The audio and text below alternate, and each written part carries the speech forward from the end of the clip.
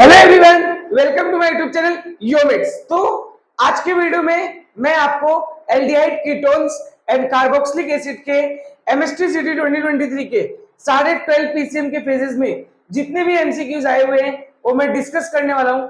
जैसा कि आपको पता है कि एमएसटी-सीटी में प्रीवियस ईयर के अगर मैं बात करूं तो 70 to 80% क्वेश्चंस केमिस्ट्री में रिपीट होते हैं।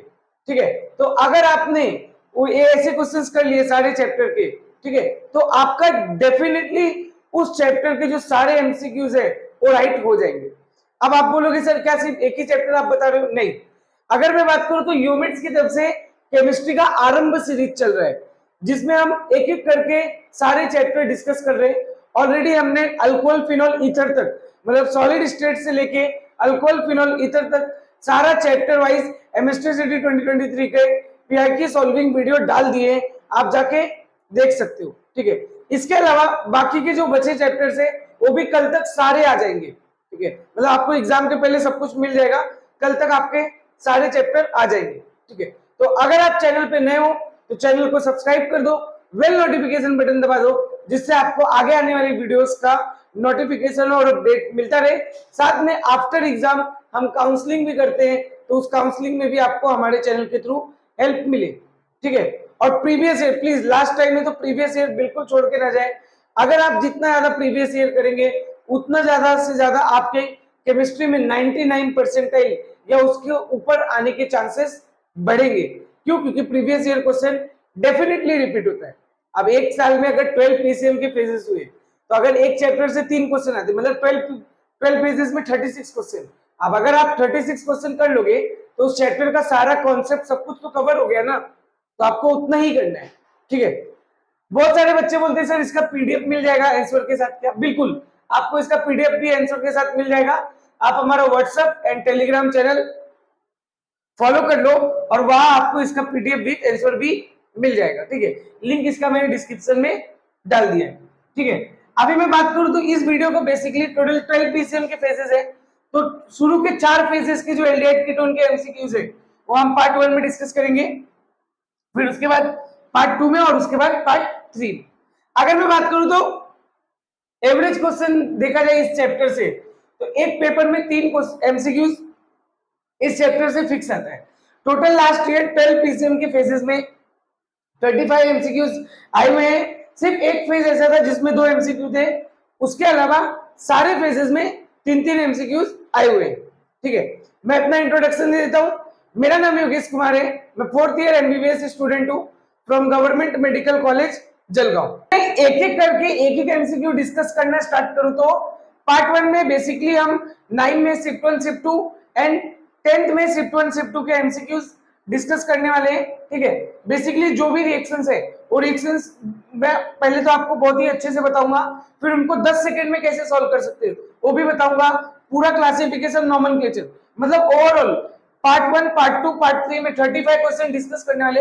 अगर आपने इतने क्वेश्चंस देख लिए तो आपका सारा थ्योरी भी कवर हो जाएगा, साथ में कैसे सॉल्व करना है क्वेश्चन को वो भी हो जाएगा। ठीक है, अब अगर ये एमसीक्यू देखें तो इसमें क्या लिखा है, identify the product be in the following reaction. इसमें क्या हो रहा है, ड्राई आइस जो है उसको हम रिएक्ट करा रहे हैं CH3MgBr से इन प्रेजेंस ऑफ ड्राई ईथर। क्या बन रहा है, प्रोडक्ट ए। फिर उसको हम वाटर से रिएक्ट करा रहे हैं इन प्रेजेंस ऑफ डाइल्यूट HCl, क्या बन रहा है, बी। अपने को एक बी पहचानना है, पहले तो इसको डिटेल में देखते हैं फिर देखते हैं कि डायरेक्ट कैसे सोच सकते हैं। ठीक है, तो ड्राई आइस बेसिकली क्या होता है, CO2 होता है। तो जब आप CO2 को रिएक्ट कराते हो ग्रिग्नार्ड रिएजेंट से, ग्रिग्नार्ड रिएजेंट मतलब अल्काइल मैग्नीशियम हाइलाइड, जैसे कि यहाँ ग्रिग्नार्ड रिएजेंट क्या दिया हुआ है, CH3MgBr, जिसको हम क्या बोलेंगे, methyl magnesium bromide in presence of dry ether. तो देखो क्या बनेगा, सबसे पहले क्या होगा, CO2 जो होगा इस पूरे ग्रिग्नार्ड रिएजेंट में ऐड हो जाएगा, तो क्या बन जाएगा, CH3COOMgBr। ठीक है, उसके बाद क्या होगा, इस वाटर को मैं थोड़ा ऐसा लिख रहा हूं, H और OH in presence of dilute HCl। उसके बाद क्या होगा, ये जो CH3COO है ये H के साथ रिएक्ट कर लेगा और बना देगा CH3COOH, और प्लस ये जो OH है वो MgBr के साथ आ जाएगा, तो MgBr और OH। तो बेसिकली CH3COOH क्या है, एक तरीके का क्या है, कार्बोक्सिलिक एसिड है, और 2 कार्बन वाला एसिड है, तो क्या है, इथेनोइक एसिड है। तो ये तो आपको रिएक्शन अब समझ में आ गया होगा, ठीक है। अब इसमें मेन चीज क्या देखने का गरज है कि ड्राई आइस वाले रिएक्शन में प्रोडक्ट क्या बनता है, एसिड बनता है। मतलब कि अब आप ऑप्शन एलिमिनेट करो तो आप इसको डायरेक्ट भी कर सकते हो। बताओ क्या ऑप्शन सी और डी, डी क्या दिया है, अल्कोहल दिया है, सी क्या दिया है, एल्डिहाइड दिया है, तो सी डी तो पहले ही लिस्ट से बाहर हो गए। अब आता है ऑप्शन ए और बी, क्या दोनों एसिड है, हाँ, अब ये दोनों सेलेक्ट हो गए। तो हम बिना बिना इधर तक आए कैसे हम डायरेक्टली आंसर जज कर सकते हैं। मुझे बताओ क्या ड्राई आइस CO2 होता है, बिल्कुल। क्या CO2 में सिर्फ एक कार्बन होता है, बिल्कुल। CO2 में एक कार्बन है और CH3NGR में कितना कार्बन है, एक कार्बन है, एक एक दो कार्बन, मतलब कि दो कार्बन वाला एसिड बनेगा। ऐसा कौन सा ऑप्शन है जिसमें दो कार्बन वाला एसिड है, ऑप्शन बी, इथेनोइक एसिड। समझा क्या आपको, आप डायरेक्ट कर सकते हो, ये सब कुछ लिखने का गरज नहीं है, ठीक है।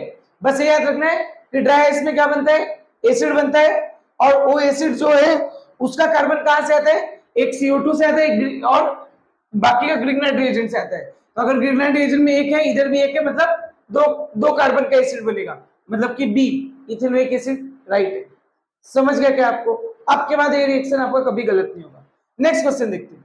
नेक्स्ट क्वेश्चन बेसिकली इसको एक साइंटिफिक रिएक्शन है जिसका नाम होता है Wolff Kishner reduction reaction. Wolff Kishner reduction reaction, Wolff Kishner reduction reaction. तो बेसिकली अगर मैं इस रिएक्शन की बात करूं तो इसमें क्या दिया है, इथाइल फिनाइल कीटोन दिया है। इथाइल फिनाइल कीटोन कैसे होगा, देखो सबसे पहले तो आप क्या करो, जब भी ऐसा क्वेश्चन है, फिनाइल ग्रुप ए हुआ, कीटोन ए हुआ और ये इथाइल हो गया। तो बेसिकली ये क्या है, इथाइल फिनाइल कीटोन।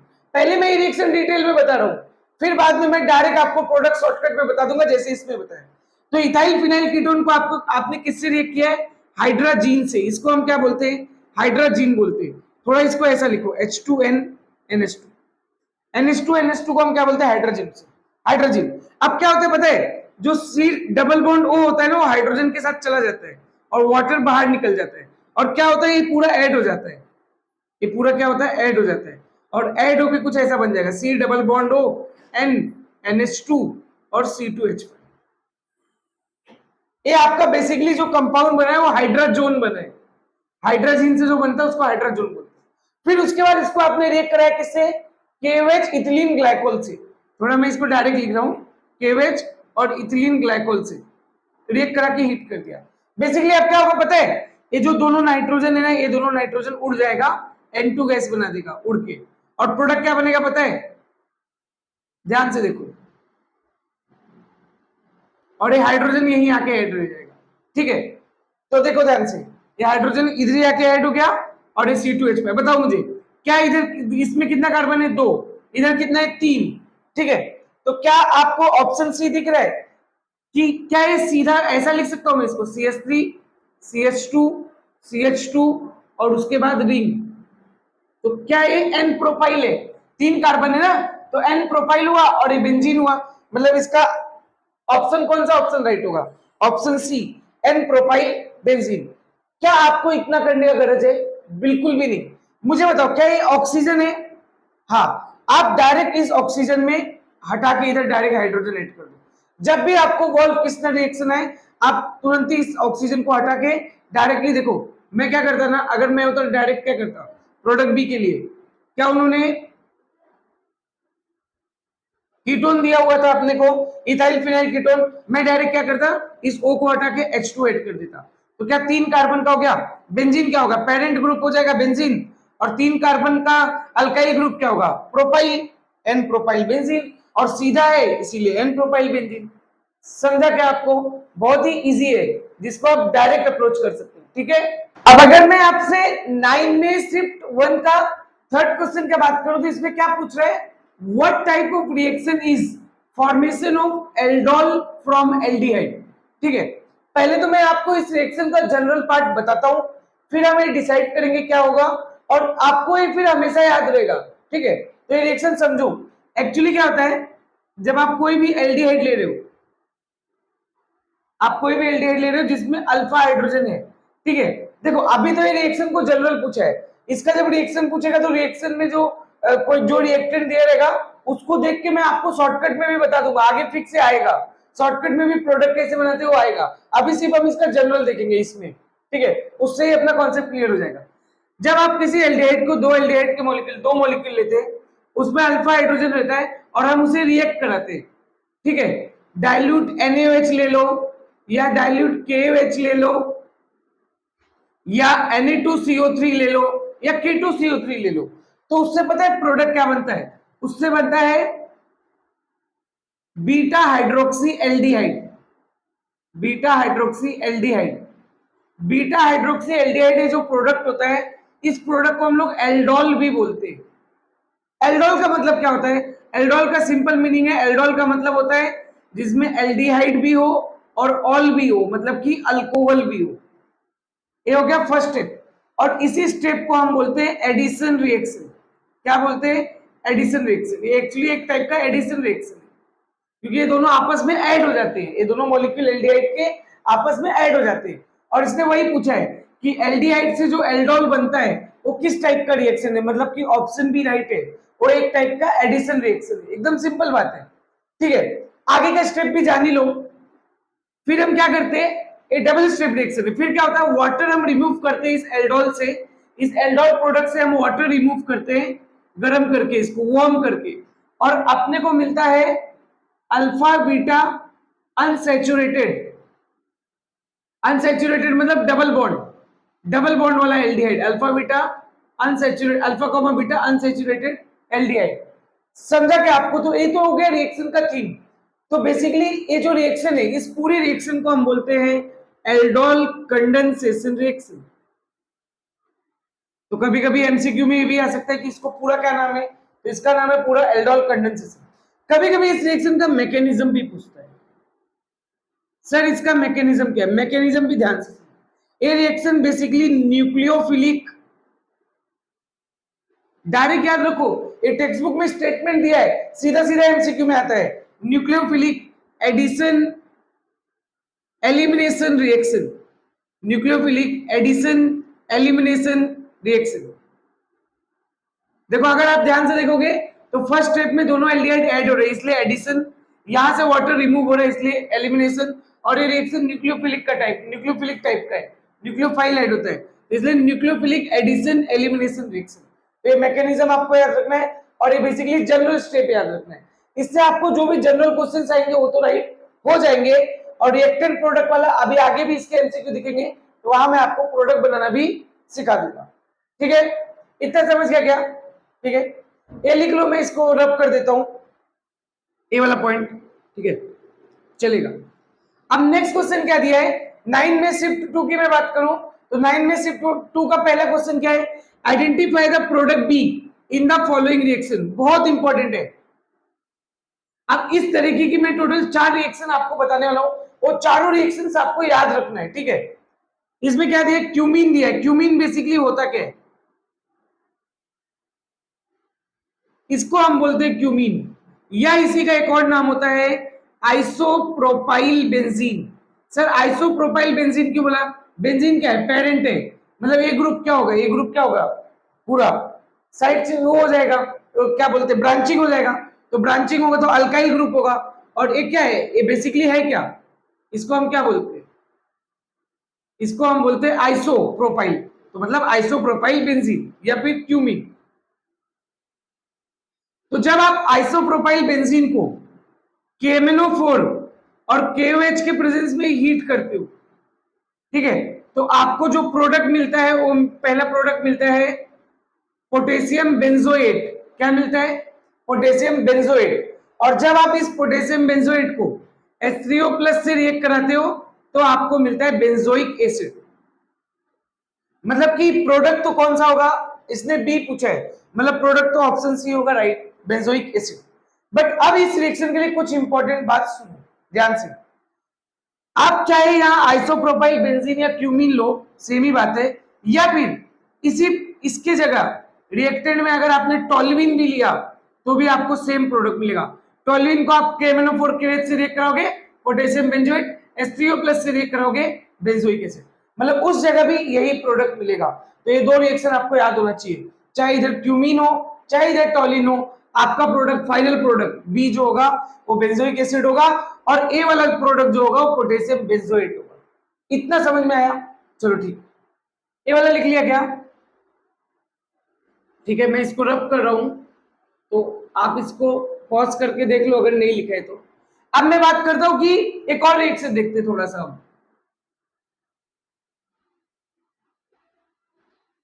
बेसिकली इस कंपाउंड का नाम होता है स्टाइरिन, या फिर इसी को आप बोल सकते हो फिनाइल इथीन।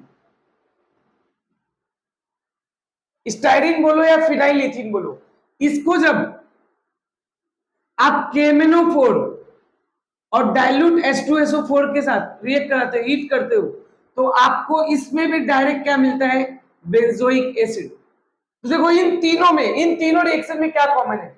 तीनों में बेंजोइक एसिड बन रहा है, बट इन दोनों में, ये दोनों सेम टाइप की है, टॉलिन वाली और क्यूमीन वाली, दो स्टेप में बेंजोइक एसिड बनता है, जबकि स्टाइरिन भी बेंजोइक एसिड बनाता है केमेनोफोर और डाइल्यूट H2SO4 के प्रेजेंस में हीट करने पे।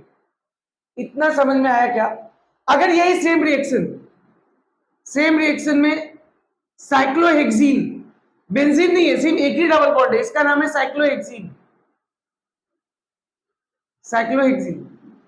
सेम साइक्लोहेक्सीन को केमेनोफोर और डाइल्यूट H2SO4 के साथ रिएक्ट करा दूं, बेसिकली दो इस टाइप की देखनी है, दो इस टाइप की देखनी है, तो अपने को यहाँ बेंजोइक एसिड नहीं मिलेगा, यहाँ अपने को मिलेगा एडीपिक एसिड। क्या होता है adipic acid? Adipic acid basically एक डाइकार्बोक्सिलिक एसिड है जिनमें 6 कार्बन होती है। ठीक है, तो ये चारों रिएक्शन आपको याद रखना है। तो मतलब इसमें ऑप्शन सी राइट होगा, वो तो पहले ही पता है। आपने एक चीज नोटिस किया, ज्यादातर रिएक्शन कहां से पूछी जा रही है? कार्बोक्सिलिक एसिड से। कार्बोक्सिलिक एसिड इस चैप्टर का एल्डिहाइड एंड कीटोन से अगर आप रिएक्शन देखोगे तो 70% रिएक्शन है, कार्बोक्सिलिक एसिड की सिर्फ 30% रिएक्शन है, बट 80% क्वेश्चन आपके सीटी के एग्जाम में कार्बोक्सिलिक एसिड से आता है, ना कि एल्डिहाइड कीटोन से। और एल्डिहाइड कीटोन से जो आते भी वो बहुत इजी आते हैं, मतलब आपको कार्बोक्सिलिक एसिड पूरा रट्टा होना चाहिए। अगर आप देखोगे तो अब तक 6-7 रिएक्शन हमने कार्बोक्सिलिक एसिड की देख ली है और बता दी है, तो आपको कार्बोक्सिलिक एसिड का मेथड ऑफ प्रिपरेशन और केमिकल प्रॉपर्टी बहुत अच्छे से पढ़ना है। कार्बोक्सिलिक एसिड का method of preparation, chemical property बहुत अच्छे से पढ़ना है। टोटल 6 मेथड ऑफ प्रिपरेशन में रिएक्शन है और केमिकल प्रॉपर्टी में टोटल 7 रिएक्शन है, तो ये आपको पढ़ना है। कार्बोक्सिलिक एसिड बहुत इंपॉर्टेंट, सबको पढ़ना है। ठीक है, अब नेक्स्ट क्वेश्चन में आप देखोगे तो कार्बोक्सिलिक एसिड का ये फिजिकल प्रॉपर्टी है, विच among the following has the lowest boiling point. MCQ पूछा जा रहा है कि इनमें से किस में बॉइलिंग पॉइंट सबसे कम होगा। आपको 4 एसिड दिया है, ब्यूटारिक, वेलेरिक, एसिटिक और फॉर्मिक। ठीक है, देखते हैं इसको। ए लिख लिया क्या रिएक्शन? नहीं लिखा है तो लिख लो एक बार पॉज करके। तो आपको ये 4 रिएक्शन याद रखनी है जो मैंने अभी बताई। ठीक है, तो बेसिकली सबसे पहले अगर इस क्वेश्चन को देखने से पहले मैं आपको बताता हूं मोनोकार्बोक्सिलिक एसिड। मोनोकार्बोक्सिलिक एसिड मतलब जिनमें एक COH ग्रुप। तो सबसे पहले एक कार्बन वाला मोनोकार्बोक्सिलिक एसिड कौन है? Formic acid. 2 कार्बन वाला एसिटिक एसिड। ये सब इनके कॉमन नेम है, बट इनके कॉमन नेम बहुत फेमस है, तो बहुत बार पूछता है, कभी कभी तो इसका नाम ही पूछ लेता है। फिर एक है प्रोपेनिक एसिड, 3 कार्बन वाले को प्रोपेनिक बोलते, 4 कार्बन वाले को ब्यूटारिक बोलते। इसका स्ट्रक्चर बनाता हूं, CH3 CH2 CH2 COH, और 5 कार्बन वाले को हम बोलते हैं वेलेरिक एसिड। 5 कार्बन वाले को क्या बोलते हैं? Valeric acid. बेसिकली आप इसको कैसे याद रख सकते हो? डायरेक्ट इनका फर्स्ट वर्ड याद रखो, फॉर्मिक, एसिडिक, प्रोपियोनिक, ब्यूटारिक और वेलेरिक। ठीक है, ऐसा भी याद रख सकते हो। फिर आज पीने बुलाया वरुण, जैसे आपका दोस्त आपको पीने के लिए बुलाता है ना रात के टाइम, तो फिर आज पीने बुलाया वरुण, ऐसे करके आप याद रख सकते हो। तो इसमें क्या पूछा? सबसे कम बॉइलिंग पॉइंट किसका होगा?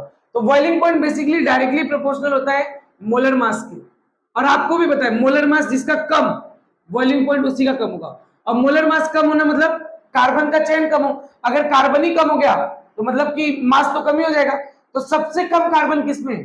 फॉर्मिक एसिड में, तो उसका मास भी कम, तो उसका बॉइलिंग पॉइंट भी सबसे कम, मतलब कि ऑप्शन डी राइट। समझा क्या आपको? बहुत ही इजी है, और ये भी याद रख लो, रट्टा मार लो, बहुत इंपॉर्टेंट है, पूछा जाता है। ठीक है, अब अगर आपसे मैं 9 में शिफ्ट 2 का थर्ड क्वेश्चन का बात करूं और 10th में शिफ्ट 1 का फर्स्ट क्वेश्चन का बात करूं, दोनों एक ही टाइप के क्वेश्चन है। बेसिकली आपको याद रखना lab test of aldehyde. Lab test of aldehyde में टोटल अपने को 3 टेस्ट बेसिकली पढ़ना है। एक अपने को पढ़ना रहता है स्किप टेस्ट, एक है टॉलेंस टेस्ट, और एक है फेलिंग टेस्ट।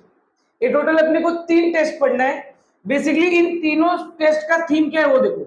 इन तीनों टेस्ट में बेसिकली क्या होता है, इनमें जो रिएजेंट्स होते हैं ना, वो एक्चुअली माइल्ड ऑक्सीडाइजिंग एजेंट है। क्या है? माइल्ड ऑक्सीडाइजिंग एजेंट है। जो इन तीनों टेस्ट में रिएजेंट्स है वो माइल्ड ऑक्सीडाइजिंग एजेंट है, और वो क्या करते हैं, एल्डिहाइड को कन्वर्ट करते हैं कार्बोक्सिलिक एसिड में। एल्डिहाइड को किस में कन्वर्ट करते हैं? कार्बोक्सिलिक एसिड में। ठीक है, तो बेसिकली इन तीनों टेस्ट का यही थीम है। तो ये जो दोनों एमसीक्यू है, इनमें से दो टेस्ट का है, और मैं आपको तीनों टेस्ट डिस्कस कर दूंगा। फिर इससे जो भी कोई भी क्वेश्चन आने तो आप सब सॉल्व कर सकते हो। ठीक है, चलो ए पहले लिख लो। ठीक है, चलो अब एक एक एमसीक्यू देखते हैं। पहले इस वाले एमसीक्यू को देखते हैं। विच of the following on reaction with ammoniacal silver nitrate forms silver precipitate. ठीक है, आपको भी बताया कि अमोनिकल सिल्वर नाइट्रेट वाला ये जो टेस्ट है, बेसिकली आप समझने का ट्राई करो। इसको हम बोलते हैं टॉलेंस टेस्ट। एक बार आप अच्छे से समझ जाओ, फिर इस टाइप का कोई भी एमसीक्यू आएगा आप 10-20 सेकंड में सॉल्व कर सकते हो।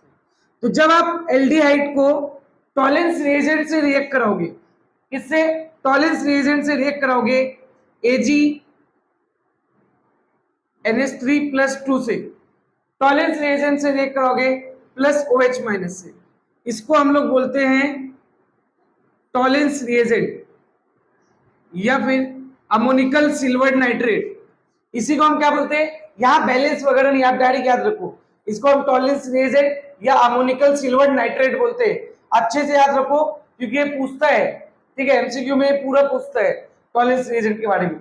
तो आपका पता है क्या कन्वर्ट होता है? एल्डिहाइड बेसिकली कार्बोक्सिलेट आयन बनाएगा, मतलब कि कार्बोक्सिलिक एसिड बनाएगा, और आपका जो सिल्वर है उसका पीपीटी बनेगा। पीपीटी मतलब सिल्वर का प्रेसिपिटेट बनेगा, सिल्वर डिपॉजिट हो जाएगा पूरे कंटेनर में।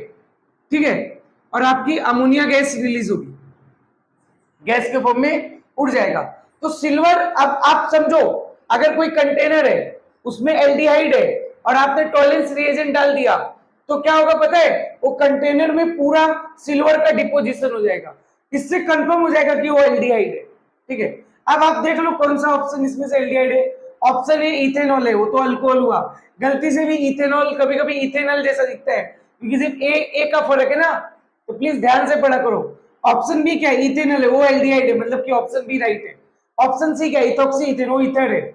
ऑप्शन डी क्या है? इथेनोइक एसिड, वो तो प्रोडक्ट में बनेगा। ठीक है, क्या आपको समझ गया? तो ये टेस्ट कौन देगा? एल्डिहाइड देगा। और ये कौन सा टेस्ट है? टॉलेंस टेस्ट है। इसमें टॉलेंस रिएजेंट का नाम आपको पता है क्या?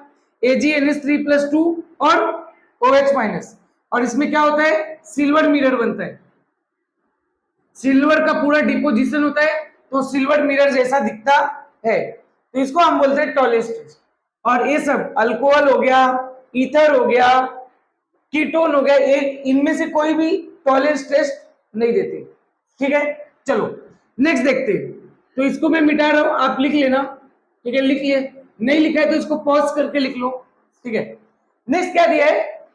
विच of the following among the following colour is obtained in Schiff test of aldehyde. Schiff test of aldehyde, इस टेस्ट के बारे में बस 4 लाइन आपके टेक्स्ट बुक में लिखा है।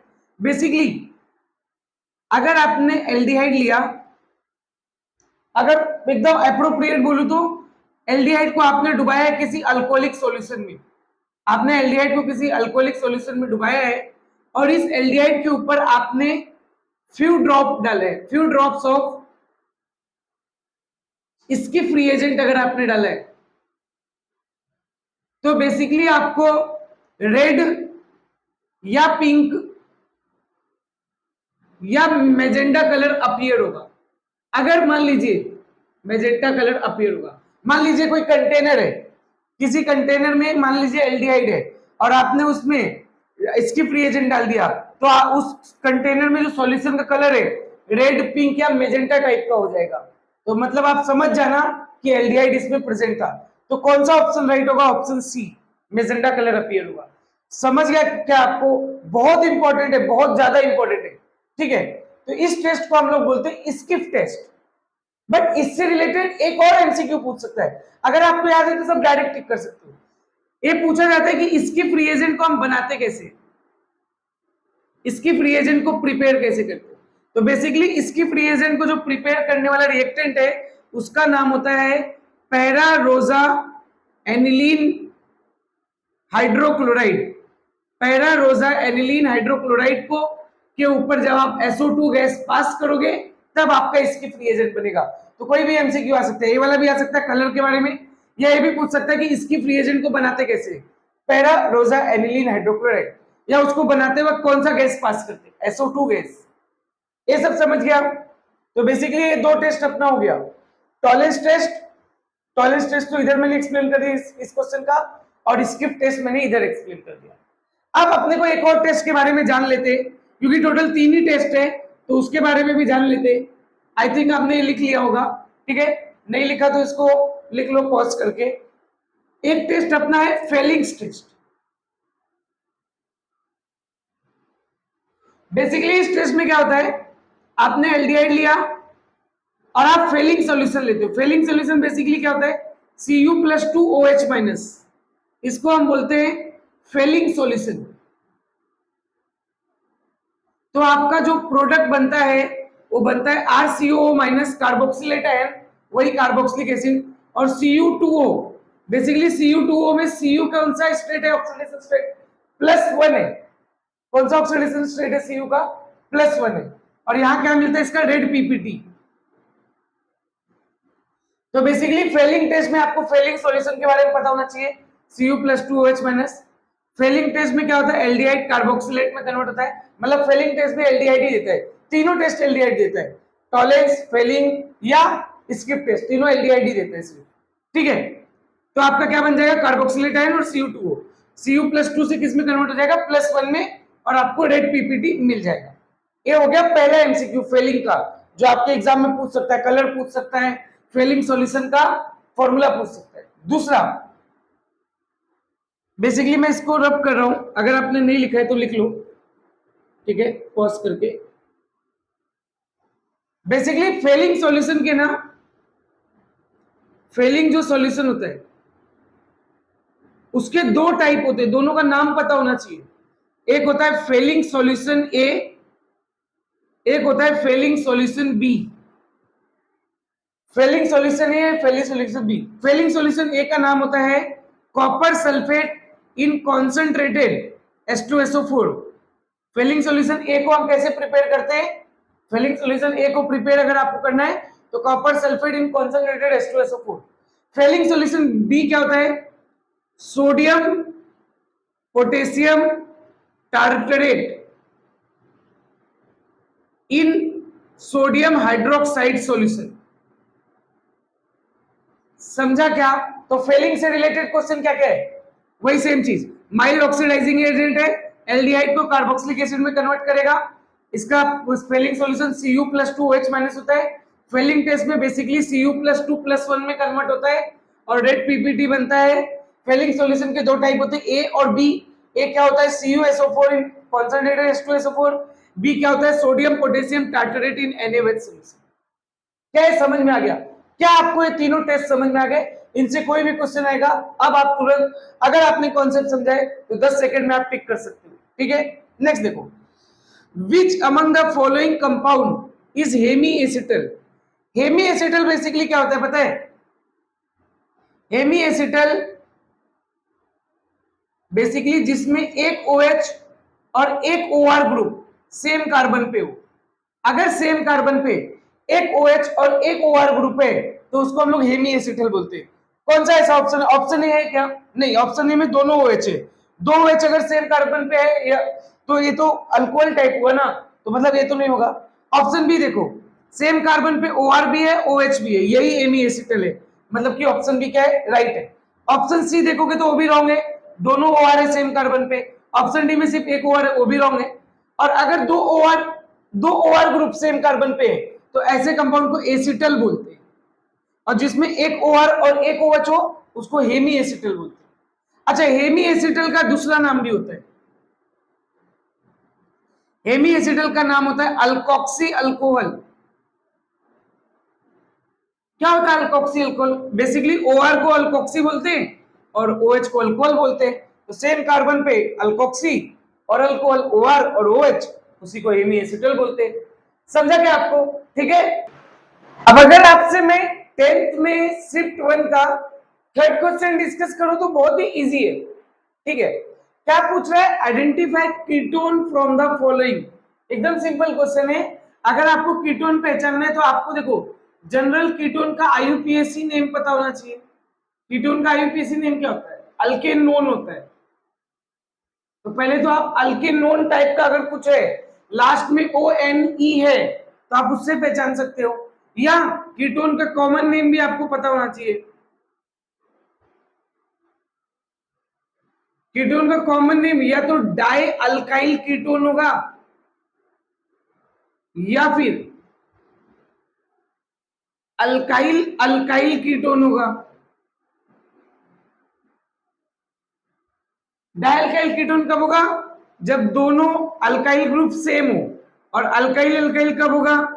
जब दोनों अल्काइल ग्रुप अलग हो। तो बस आपको यही चेक करना है। या फिर दो आपको स्पेशल कीटोन से याद रखने होते हैं, एक तो ए वाला और एक ए वाला।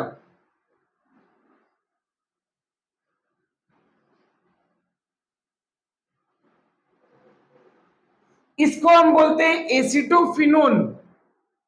एसिटोफिनोन या फिर इसी का एक कॉमन नेम भी होता है मिथाइल फिनाइल कीटोन। कैसे देखा? देखो ना, अल्काइल अल्काइल कीटोन, देखो एक कीटोन हो गया, ये मिथाइल ग्रुप है, फिनाइल ग्रुप। मिथाइल पहले क्यों है? क्योंकि अल्फाबेटिकल ऑर्डर में फर्स्ट है वो, पी के कंपेयर में। और इसका इसका क्या होता है? इसको हम बोलते हैं बेंजोफिनोन या फिर बाइफिनाइल कीटोन। बाइफिनाइल कीटोन, क्या यहां दोनों सेम है? फिनाइल फिनाइल, तो बाइफिनाइल कीटोन। समझा क्या आपको? बहुत ही इजी है। मतलब कि कौन सा ऑप्शन राइट होगा? Option B. इस इन सब में यहाँ कौन सा दिया था अपने को? एसिटोफिनोन दिया था। ठीक है, तो बहुत ही इजी एमसीक्यू है, बहुत ज्यादा कठिन नहीं है। नेक्स्ट देखते हैं 10th में शिफ्ट 2 का first question, which of the following is a try carboxylic acid.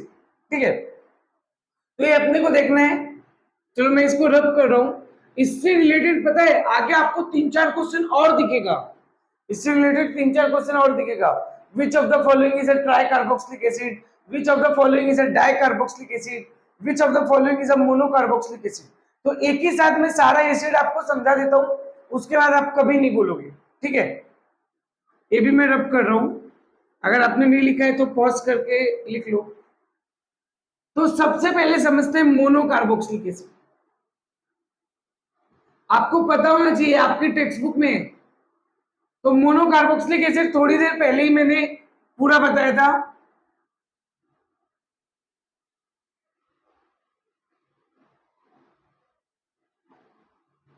तो बेसिकली ये होते हैं mono carboxylic acid. Mono carboxylic acid क्या क्या होते हैं?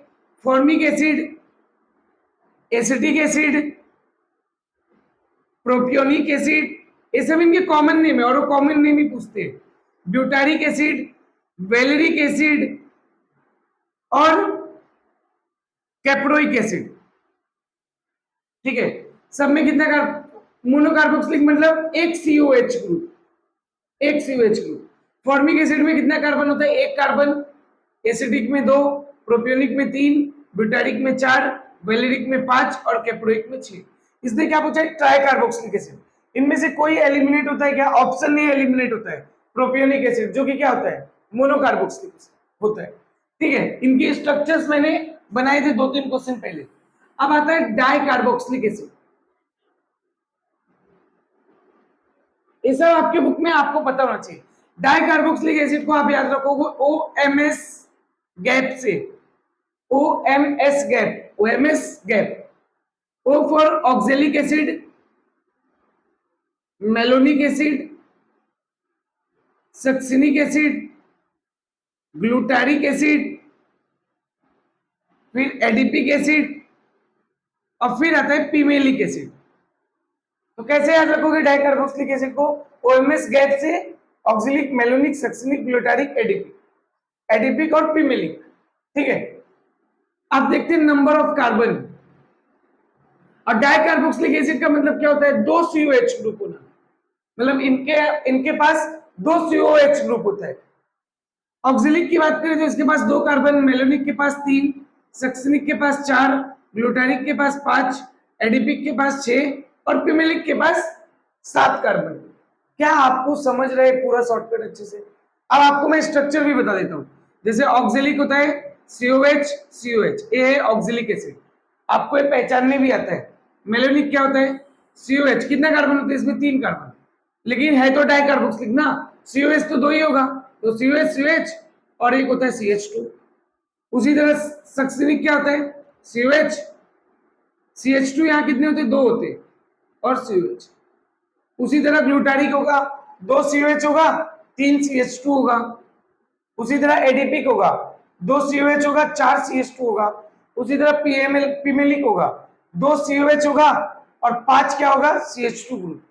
समझा क्या? ट्राई कार्बोक्सिलिक एसिड की बात करूं तो आपके बुक में सिर्फ एक ही एग्जांपल है, उसका नाम है citric acid. Basically citric acid के स्ट्रक्चर क्या होता है? CH2COH, C COH, इधर OH, CH2COH, तो इसको हम लोग बोलते हैं सिट्रिक एसिड। और क्या है? ट्राई कार्बोक्सिलिक एसिड है, बिल्कुल। क्यों? क्योंकि इसमें 3 COH ग्रुप है। तो कौन सा ऑप्शन राइट होगा? ऑप्शन बी, नहीं ऑप्शन डी, सिट्रिक एसिड। समझा क्या आपको? ऑक्जेलिक एसिड क्या है? Di carboxylic acid. मेलोनिक भी क्या है? Di carboxylic acid. तो आपको ये इतने एसिड से याद रखने हैं। मोनोकार्बोक्सिलिक में 6, डाई में 6 और ट्राई में 1। इसके ऊपर 3 से 4 MCQ टोटल 35 क्वेश्चन में पूछा गया है। तो आप में से किसी के भी फेज में MCQ आ सकता है। अब अगर मैं 10th में शिफ्ट 2 के बाकी के दोनों क्वेश्चंस की बात करूं तो पहला क्वेश्चन क्या दिया है? Which of the following reagent is used in a Gattermann Koch formulation of arene. देखा जाए ना तो ये चारों रिएजेंट जो है, ये चारों रिएजेंट के हेल्प से आप बेंजाइल्डिहाइड बना सकते हो।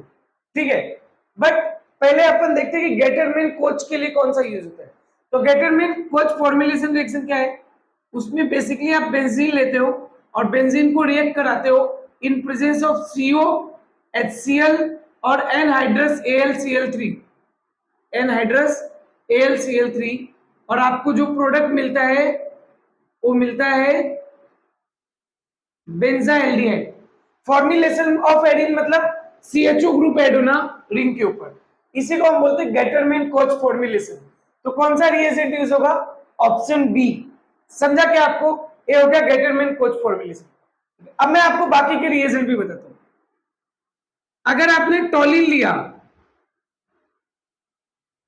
टॉलिन को रिएक्ट कराया CrO3 से, बेसिकली डबल स्टेप रिएक्शन है बट मैं एक ही स्टेप में इसको बता रहा हूं। फर्स्ट रिएजेंट आपने लिया इधर एसिटिक एनहाइड्राइड CrO3 है, ठीक है, जो इधर है, और सेकेंड है H3O+, तो आपको मिलता है बेंजाइल्डिहाइड। तो ये भी एक रिएक्शन है, मतलब अगर आपको CrO3 दिया होता तो ये वाला रिएक्शन होता। फिर एक है अगर आपने टॉलिन लिया, टॉलिन में डायरेक्ट, ये भी डबल स्टेप रिएक्शन है, एक स्टेप में लिख रहा हूं, सिर्फ गेटरमैन एक स्टेप रिएक्शन है और ये सब डबल स्टेप है। ठीक है, आपने टॉलिन लिया मिथाइल बेंजीन, उसको रिएक्ट करा दिया CrO2Cl2 CH2 फर्स्ट रिएजेंट, और सेकंड स्टेप का रिएजेंट क्या? H3O+। तो जो डायरेक्ट मैं प्रोडक्ट बना रहा हूं इसमें, क्योंकि वो लोग डायरेक्ट प्रोडक्ट ही पूछते हैं, वो रहता है बेंजाइल्डिहाइड।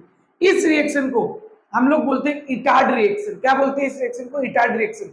तो आपको एमसीक्यू आ सकता है कि क्रोमिल क्लोराइड वाली रिएक्शन का साइंटिफिक नेम क्या है? Etard reaction. या इसमें कौन सा रिएजेंट यूज होता है? ये वाला यूज होता है। ठीक है। उसी तरह अगर आपने टॉलिन को, फर्स्ट रिएजेंट आपका है Cl2H और सेकेंड रिएजेंट है आपका H3O+, ये भी डबल स्ट्रिप रिएक्शन है, तो उससे अपने को क्या मिलता है? बेंजाइल्डिहाइड। तो आप नोट करो, टोटली 4 ही रिएक्शन अपने को बेंजाइल्डिहाइड की पढ़नी है। इन तीनों रिएक्शन में टॉलिन बेंजाइल्डिहाइड, टॉलिन बेंजाइल्डिहाइड, टॉलिन बेंजाइल्डिहाइड, और इनके रिएजेंट्स आप याद रख लो। ठीक है।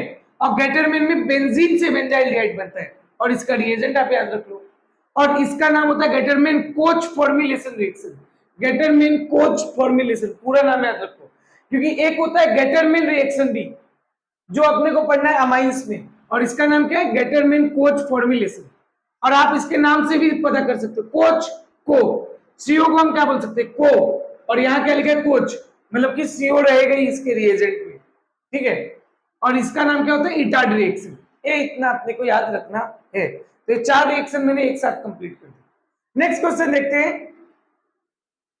Identify the product obtain when benzonitrile is reduced by stannous chloride in presence of HCl followed by acid hydrolysis. चलो इस रिएक्शन को देखते हैं। इसमें क्या होता है? बेंजोनाइट्राइल आपको प्रोडक्ट पूछ रहा है। जब आप किसको रिएक्ट करा रहे हो? बेंजोनाइट्राइल को। C6H5 क्या? एक रिंग है। बेसिकली हम इसको बोलते हैं फिनाइल साइनाइड है। फिनाइल साइनाइड, कॉमन नेम क्या होगा? Phenyl cyanide. और साइनाइड को ही हम क्या बोलते हैं? नाइट्राइल बोलते हैं। तो इसका जो IUPAC नेम होता है वो होता है बेंजोनाइट्राइल।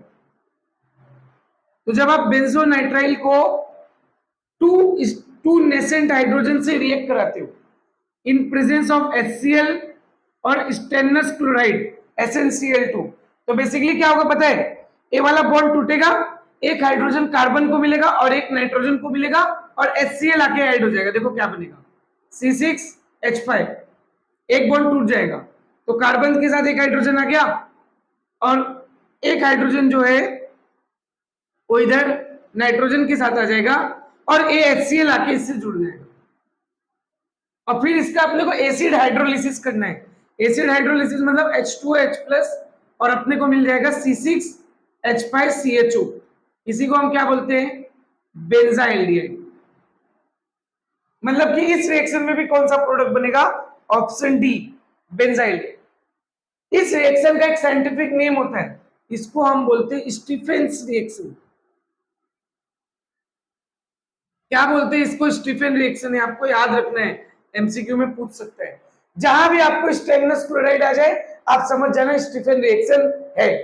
ठीक है। तो बेसिकली क्या होता है? एक साइनाइड ग्रुप होता है, उसमें आप हाइड्रोजन ऐड करते हो HCl SnCl2 में, और एक इंटरमीडिएट बनता है, और लास्ट में क्या बन जाता है? प्रोडक्ट में एल्डिहाइड बन जाता है। ठीक है, समझा क्या आपको?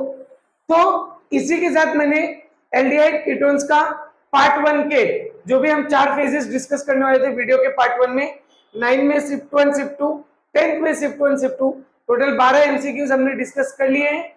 आप टेंशन मतलब सारे चैप्टर कल तक आ जाएंगे, कल तक सारे चैप्टर आ जाएंगे। तो बाकी के जो एल्डिहाइड कीटोन है उसके हम पार्ट 2 में डिस्कस करेंगे अगले 4 फेज के, और उसके अगले 4 फेज के हम पार्ट 3 में डिस्कस करेंगे। तो आप चैनल को सब्सक्राइब रखो, बेल नोटिफिकेशन बटन दबा के रखो, जिससे आपको वीडियो का अपडेट मिलता रहे। ठीक है, थैंक यू।